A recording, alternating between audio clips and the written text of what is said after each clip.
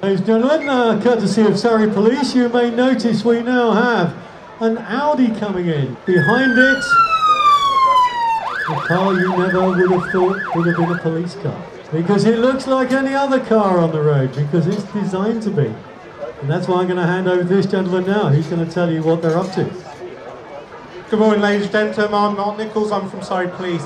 We're here today to demonstrate one of the new tests that we have, which is to uncover drivers who may be on our roads and under the influence of drugs. That can be both illegal drugs such as cannabis and cocaine, as well as prescription medication. As you will see, one of our traffic officers has pulled over this vehicle. It could be for a number of any reasons, such as maybe their manner of driving, maybe they've committed a driving offence such as speeding. But he has now asked the driver to step out, and he will shortly be speaking to them about the test he is going to perform.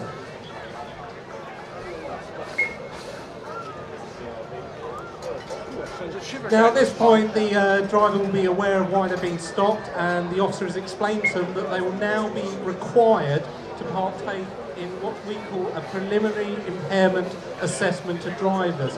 Now this is simply a test that the officer will conduct to understand if there is any reason to progress the matter.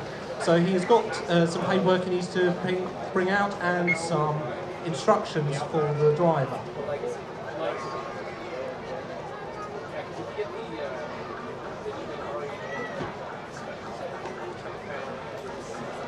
Now the first test that the officer is going to conduct is an examination of the driver's pupils.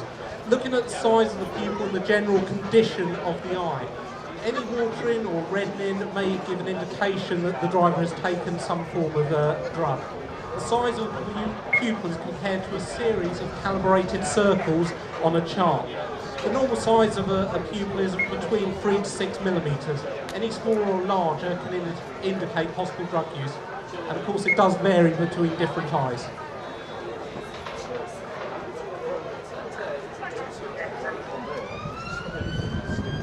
Right, for the next test, the driver is now required to stand still with their arms by their side, close their eyes and tilt their head back, and then estimate when 30 seconds have elapsed. The speed in which they can do this can give an indication on the types of drugs used. For example, slower reaction times normally indicate cannabis.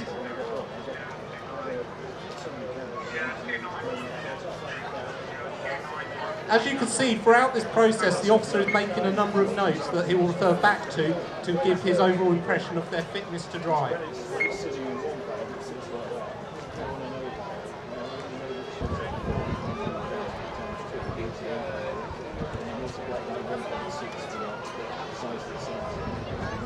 Okay, the next test in the sequence is the walk and turn test. They must place one foot in front of each other, heel to toe, and take 9 steps, turn, and then take 9 steps back. The officer will keep a close eye watching their feet and counting out each step. This tests their balance and coordination.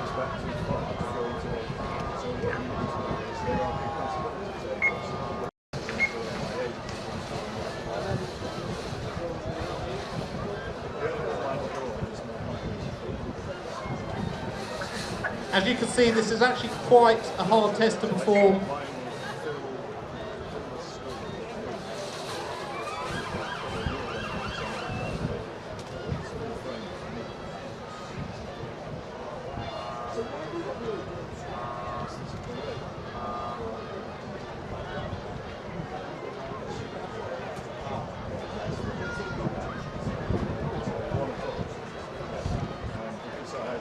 Okay, the next test requires the driver now to stand with their feet together.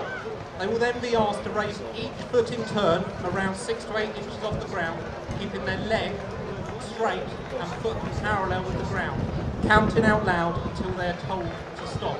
Again, this is testing their balance.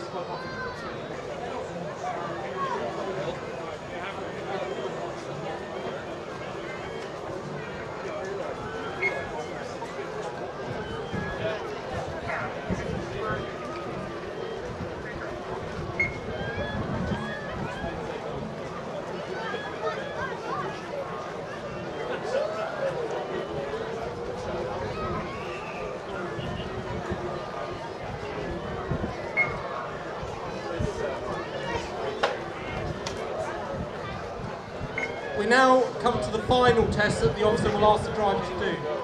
This is where the driver must conduct a series of fingertip-to-nose tests with their arms outstretched and their head tilted backwards.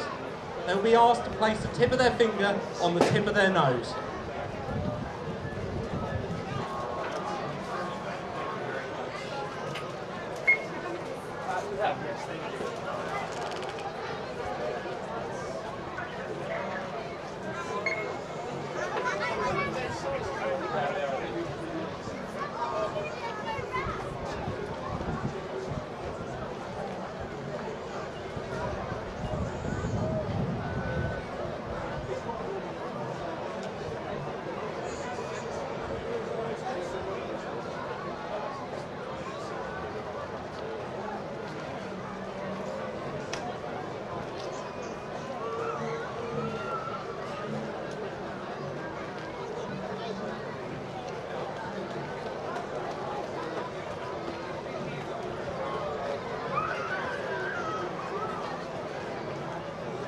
As you'll notice, throughout the test, the officer is randomly selecting which arm to do.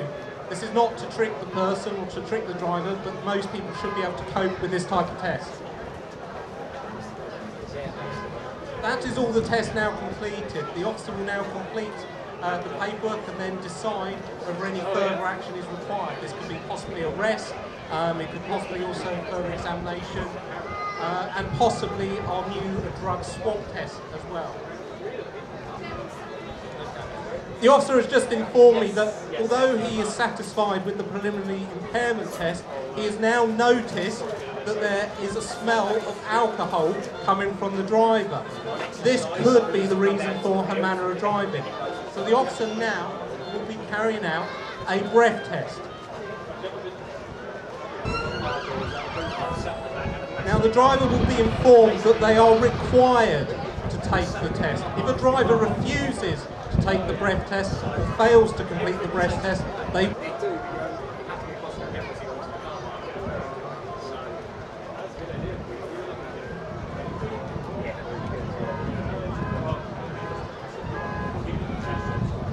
Now the devices that we use here are very sensitive and can pick up the smallest of traces of alcohol in the breath. It is also worth keeping in mind that if you maybe had a few drinks the night before and came out today, you could possibly still be over the limit to drive.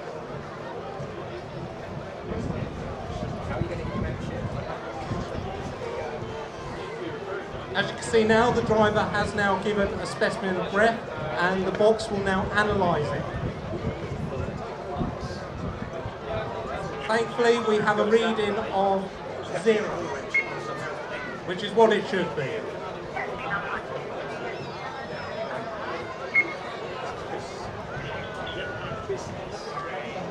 The officer is now giving some very strong words to the driver about her manner of driving, but he will shortly be sending her on her way.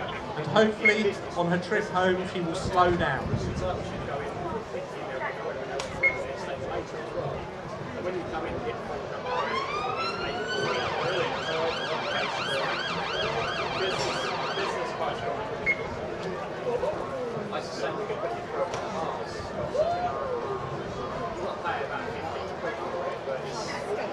Thank you very much for watching. That now concludes our demonstration for today. If you'd like to learn more about the work of Surrey Police, you will find us over in the corner by the South East Ambulance Service. Thank you very much. Give them a big hand, please. Now you know what can happen if you do it all wrong. Okay, we should have now completed the briefing for the cavalcade. To give you an update on what is happening next, at 1 o'clock the cavalcade will depart. At 2 o'clock we have the big demonstration behind the hangar. If you'd like to go and see Surrey Police, they are always looking for new recruits. I'm sure you've seen a little bit about the work that they do and what